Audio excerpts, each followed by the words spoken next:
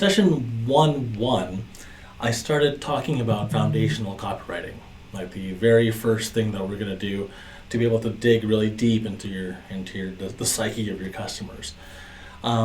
This is kind of the stuff that really helps you find those pain points. So it helps you make those bridges, that gap from hell over to heaven, right?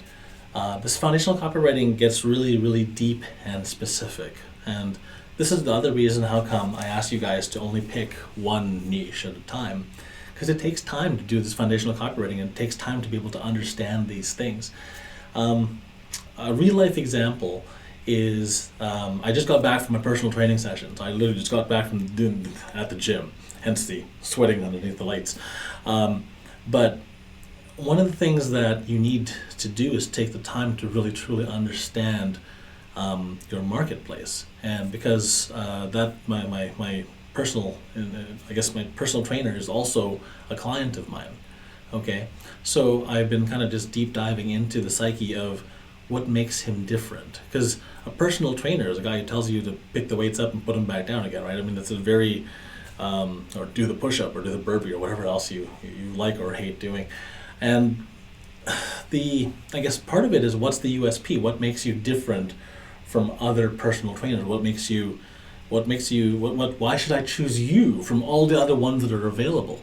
And this deeper understanding comes from foundational copywriting. So we're actually doing this exact same thing for him as a client as well. And this is understanding what makes your customer tick, right? If you want to attract the same types of customers that you enjoy working with, what makes your customers tick? What makes them happy? What makes them sad? What keeps them up at night? Why are they going for this? When you're pulling in foundational copywriting, you're getting really specific with your avatar, right? I want, a particular type of business owner with a particular age, from a particular demographic, from a particular location, right? Getting really specific, and then dialing in to helping out those people in need, and then being able to provide this service as a way to answer what their questions and problems are. So we're not going to dive into it in this particular video. I'm going to shoot another video where I actually go into the spreadsheet. So this video was just to let you know that we're gonna start toe dipping into foundational copywriting. There's 105, 106 lines in the spreadsheet. That's a little crazy. You're not going to fill out all of them. Your only homework is to fill out the first 10 fields, right? The first 10 lines.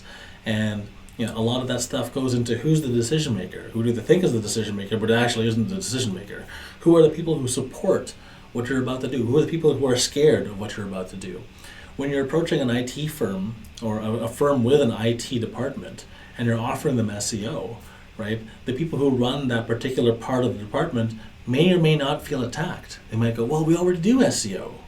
Well, what's wrong with our SEO? Why do we need these guys? Why can't we just do it in-house?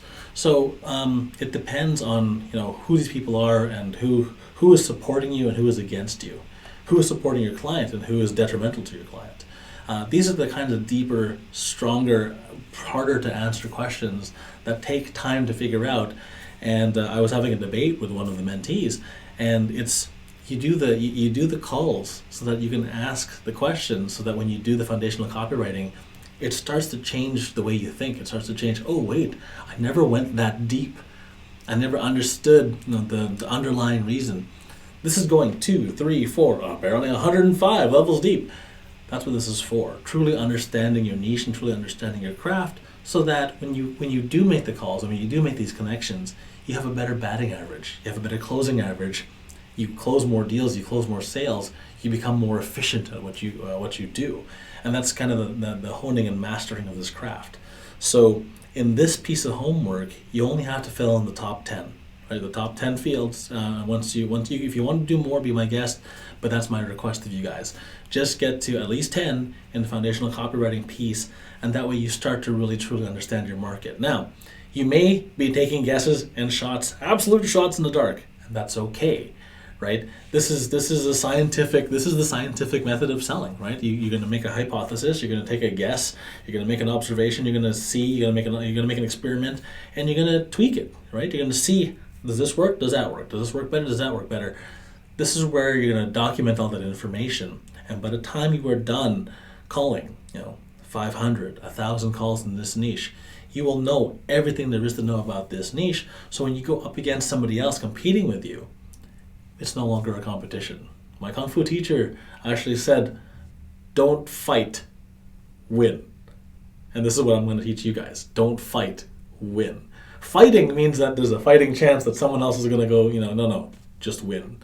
And this foundational copywriting makes you the de facto expert in this market space, actually even smarter than me in this market space, because you guys are doing the work to dig and truly understand it, right? No person can know every marketplace and know that much stuff about everything. And that's how come we're doing this. So that way you become literally the expert. All right? Thanks for watching. Bye for now.